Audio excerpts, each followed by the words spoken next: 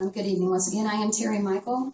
I was going to start out presenting to you the survey that SOS Support Our Students had recently conducted in the same lines as a survey you give the students to evaluate their teachers. We have evaluated the board. We had 153 participants.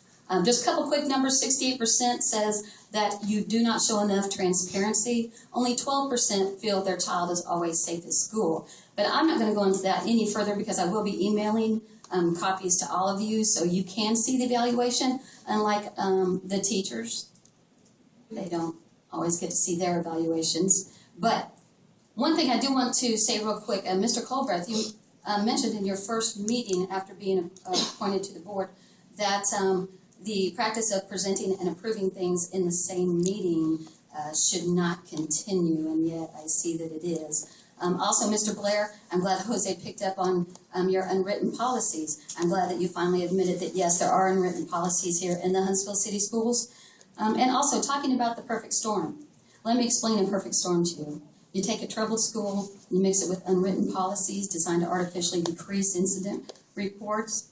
You mix in a principle that reinforces the intimidation and bullying that this board has put in place, and you get a perfect storm. I told you last September that we were in trouble, that school was in trouble, that a major incident was going to take place unless we ended those bad policies.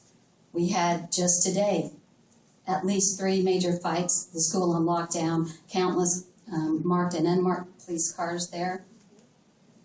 And another point that I want to make, well, actually, I'm going to let a teacher make this point, and you might recognize this comment.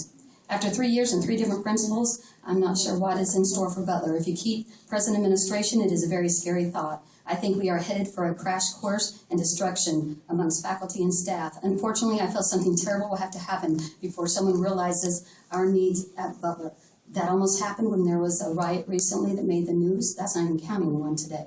Please listen and consider our concerns at Butler High School. That is from one of your teachers at Butler High School. Now, you can say these teachers aren't representing well. Let's not listen to these teachers. Let's silence these teachers because they don't know. They have an agenda. But what you're going to do is you're going to bring people up in here that will be supporting Ms. Hatcher, will be supporting your agenda. Why should we listen to them?